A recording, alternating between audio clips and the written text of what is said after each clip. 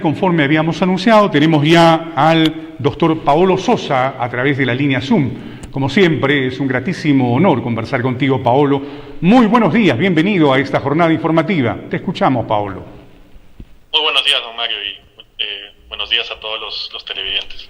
¿Cómo has recibido este resultado electoral de primera vuelta? Porque hay quienes opinan que es un resultado apocalíptico, que el fin del mundo se aproxima, porque tenemos a un candidato como Castillo que representa a los terrucos de Sendero resucitados y por otro lado a la hija de un dictador que también pretende prácticamente embolsicarse al país.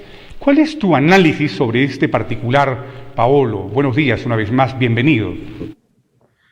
Es muy interesante que estemos casi cada 5 años en el mismo déjà vu, ¿no? Es decir, cada 5 años, luego de la primera vuelta, nos damos, digamos, de cara a un resultado que a gran parte de la población le parece extraño, le parece difícil, digamos, escoger entre dos opciones que no son su primera opción.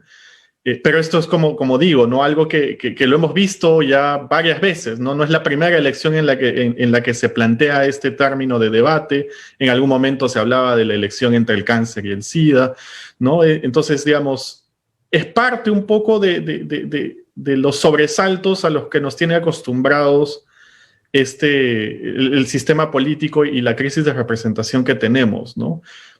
Dicho eso, claramente hay un tema, digamos, con estas elecciones en particular que tiene que ver con el nivel de fragmentación, ¿no? Después de una crisis política importante, después de los escándalos de Lavallato, en la cual, digamos, no solamente llegamos a este escenario de fragmentación, sino además de mucha incertidumbre, y entonces hasta una semana antes o hasta días antes de la elección no sabemos claramente quién va a pasar.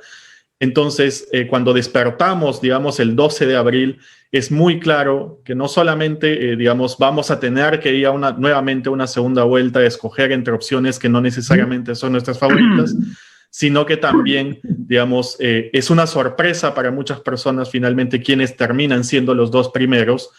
Digamos, por un lado, Pedro Castillo, que hace una especie de despunte en el último minuto del partido, pero por otro lado, además, Keiko Fujimori, que viene pues ya a su tercera elección, pero además muy desprestigiada.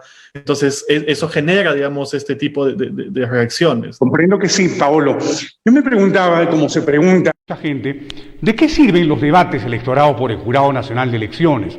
Recuerda tú que hubieron 3 debates. Y en estos debates Pedro Castillo no ha descollado, no se ha mostrado como un gran orador, tal vez algo de sentido común para hablar sobre algunas cosas, pero su presentación no ha sido la mejor. Y entonces, curiosamente, quien gana en estos debates con una mayor locuacidad, con una mayor y mejor presentación es el candidato del PPC. Sin embargo, los resultados electorales son totalmente contrarios. Y me preguntaba, ¿sirven de algo estos debates? ¿Alteran, modifican la proclividad, la inclinación electoral del pueblo peruano? ¿Qué pudo haber pasado? ¿Por qué Pedro Castillo, de ser un anónimo representante cajamarquino, ahora se convierte en la primera figura política del país? Te escuchamos. Mi impresión es que sí. Sirven muchísimo. Cuando uno mira las intenciones, las tendencias de la intención de voto, el debate tiene un efecto importante. Por ejemplo, Bengolea empieza a subir en las encuestas. Obviamente no iba a terminar siendo un candidato presidenciable, ¿no? Pero sí sube lo suficiente como para fragmentar el voto dentro de las opciones más de derecha. La candidatura también de Rafael López Aliaga frena duramente, digamos, después del debate, y eso lo que hace es nuevamente dividir el voto y hacer de que una candidatura como la de Keiko Fujimori, que hasta ese momento no despegaba, termine haciéndolo. Entonces sí tiene un efecto. Y al otro lado, creo que impacta muy fuerte en el escano, porque el escano llega muy cómodamente, digamos, empieza a subir de manera importante, se posiciona en el primer lugar, pero en el debate precisamente eso lo pone en una posición incómoda, porque por un lado es el blanco de ataque de todas las otras fuerzas, pero además el debate, digamos, exhibe una serie de limitaciones en términos comunicacionales, en términos de viabilidad como candidato, ¿no? Y estas dos cosas hacen que los resultados sí cambien. En fin, no hay que descontar de que es muy claro de que Pedro Castillo empieza a subir precisamente por la caída del escano. Digamos, cuando uno mira las dos intenciones de voto, se cruzan, ¿no? Lescano empieza a perder Perdona, en este votación. punto me gustaría preguntarte, ¿en qué falló Lescano y en qué falló Verónica Mendoza? ¿Cuáles fueron los defectos en vísperas del proceso electoral de ambos candidatos que, según las encuestadoras, iban a ser los fenómenos políticos del momento? Yo creo que en el caso de Lescano, claramente, digamos, hay una serie de contradicciones que son aprovechadas por los contrincantes para revelar, digamos, las limitaciones de la candidatura.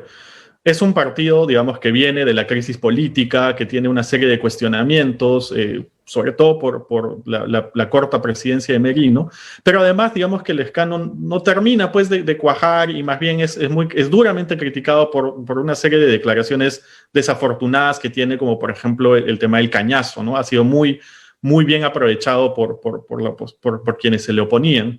En el caso de Verónica Mendoza es distinto, porque Verónica Mendoza me parece que sí es una candidata muy hábil, con mucha capacidad, no solo de comunicación, sino de conexión a un nivel más emocional con un electorado.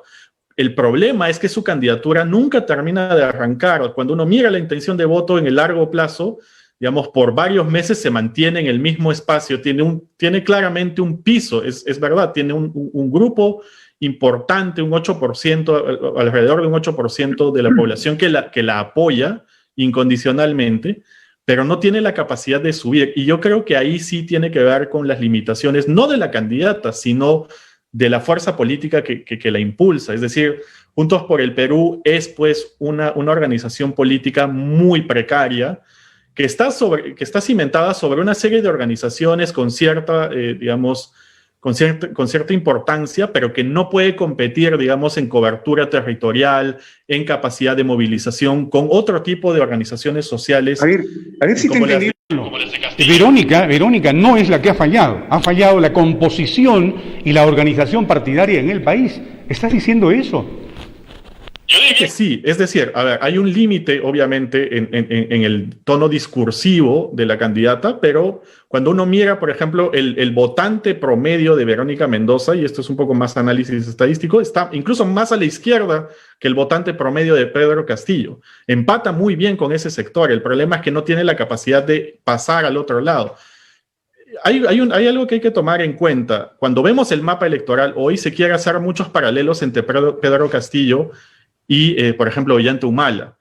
Hay que tomar en cuenta que Ollanta Humala en el 2006 y sobre todo en el 2011 no solamente es un candidato que tiene arrastre de voto en el sur, sino que además es un candidato que tiene alianzas importantes con organizaciones de base, ¿no? Con los gremios, con organizaciones campesinas, con organizaciones indígenas. Entonces, no solamente es un buen candidato, sino que además tiene una organización social debajo que lo sostiene. En este caso, lo que hemos visto en estas dos izquierdas es que, por un lado, Pedro Castillo tiene esa organización social hasta cierto punto, digamos, con sus alianzas con sectores de los ronderos, con sectores del magisterio, mientras que Verónica Mendoza es una buena candidata, pero que hacia abajo no tiene esa capacidad, digamos, de movilización. Entonces, ahí hay que poner un pare, ¿no? Porque Pedro Castillo solamente llega a tener el 15% del voto. No es lo mismo que el fenómeno Ollanta Humala en 2006-2011, que no solamente moviliza el sur, sino que moviliza varias partes del país y termina posicionándose cómodamente en una segunda vuelta. Ahora bien, la parte final de esta conversación, Paolo, muchísimas gracias. Pedro Castillo ya ha empezado a morigerar algunas cosas. Por ejemplo, esta es la portada del diario La República del día de hoy y la propuesta del Castillo para segunda vuelta, recogiendo algunos aspectos de la primera propuesta original, pero aquí dice ya ningún acuerdo con extremistas del Movadef o terroristas. Y aquí en el Cusco hay una profunda experiencia al respecto de esto. Ernesto Mesa Tica, que ha sido su compañero de lucha, ha sido el dirigente regional mientras Castillo era el dirigente nacional, confiesa que Pedro Castillo es un personaje del Movadef, es el brazo legal de Sendero Luminoso. Pero mira tú, aquí ya sale que ningún acuerdo con extremistas del Movadef o terroristas. ¿Está tratando de potabilizarse Pedro Castillo? ¿Tú crees que lo consiga? Y de ser posible esto, si llegase al gobierno Pedro Castillo, ¿sería un gobierno democrático? ¿Tú crees que tenga el suficiente equipo profesional para llevar adelante un país tan complejo como el nuestro, Paolo? A ver, ahí es normal que la segunda vuelta modere a los candidatos. Cuando tú tienes una competencia entre varios candidatos, lo que tienden a hacer es hablarle a sus electores. Cuando la competencia se convierte entre dos opciones, por lo general tienden a moderarse, porque al medio, en el centro, es donde está la mayor cantidad de electores. ¿Cuáles son las limitaciones de Pedro Castillo en ese sentido? Por un lado, tiene la figura de Cerrón detrás. Entonces, si bien es cierto, Pedro Castillo empieza a trazar una suerte de hoja de ruta, tienes, pues, por otro lado, un personaje como Vladimir Cerrón diciendo de que no va a haber una hoja de ruta, que no se van a moderar, que, digamos, se van a respetar, digamos, las posiciones originales con las cuales han llegado a la segunda vuelta.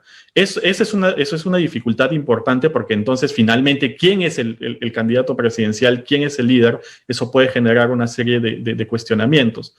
Lo segundo tiene que ver, digamos, con que es muy difícil para un candidato moderarse en su primera elección. Hay que tomar en cuenta que a Ollanta Humala le tomó 2 elecciones para transmitir, digamos, ese mensaje y lograr consolidarse, digamos, como un candidato más moderado, porque además no solamente moderarse te amplía tu base de apoyo en otros sectores, sino que corres el riesgo de que tu electorado original se aleje, ¿no? Especialmente después del gobierno humanista hay mucha sensibilidad en el elector, digamos, de izquierda o en el elector sureño respecto a la potencial traición de un candidato que hace campaña con el pueblo. Pedro Castillo, esta misma línea de pensamiento, Paolo, ¿Pedro Castillo tendría el suficiente equipo profesional para gobernar el Perú? Es algo que hay que tomar en cuenta. Escuchaba antes, por ejemplo, una entrevista suya en la cual se hablaba de Pedro Castillo como un potencial Evo Morales. Hay muy importante, ¿no? Porque Evo Morales llega al poder con el MAS y rodeado de un grupo, digamos, importante de académicos, de intelectuales. No solamente es un movimiento social, es un movimiento político, digamos, relativamente consolidado en el cual hay, pues, digamos, ese espacio. Y yo creo que en este caso... Siguiente pregunta. ¿Y Pedro Castillo podría convencer al equipo profesional de Verónica Mendoza, que es un equipo relativamente cuajado, mucho más maduro, de auparse al gobierno y hacer juntos un periodo de 5 años? Yo creo que ahí tiene que ver más con la intencionalidad. No sé hasta qué punto Pedro Castillo esté dispuesto a hacer esa convocatoria, por un lado. Por otro lado, el hecho de que esté compitiendo contra Keiko Fujimori le facilita las cosas, porque entonces ya no solamente es una discusión entre izquierda y derecha, sino también entre fujimorismo y antifujimorismo, y eso hace que haya un sector efectivamente que esté dispuesto a apoyarlo para evitar, digamos, la llegada al poder de los Fujimori. Eso podría ser que efectivamente haya algún grupo de intelectuales o de tecnócratas de izquierda que estén dispuestos, digamos, a unirse a su proyecto, pero no sé hasta qué punto Castillo esté, digamos, en la disposición de hacer ese llamado. Y por otro lado, también viendo en el largo plazo, yo diría que a quienes están hoy en Juntos por el Perú tampoco les conviene mucho ese tipo de alianzas, porque uno no sabe finalmente cuál va a ser el tipo de gobierno y eso les puede restar, digamos, credibilidad a futuro. Tomando en cuenta de que es muy probable que, antes hablábamos de, bueno, los próximos 5 años, hoy no podemos trazar ese horizonte temporal. Hoy no sabemos si la presidencia va a durar 5, 2, 3 años, porque lamentablemente se ha manoseado tanto a la Constitución que estamos en esa incertidumbre. Muchísimas gracias. Creo que tus palabras han sido muy reflexivas y de verdad, gracias. Muchas gracias. ¿Cómo va?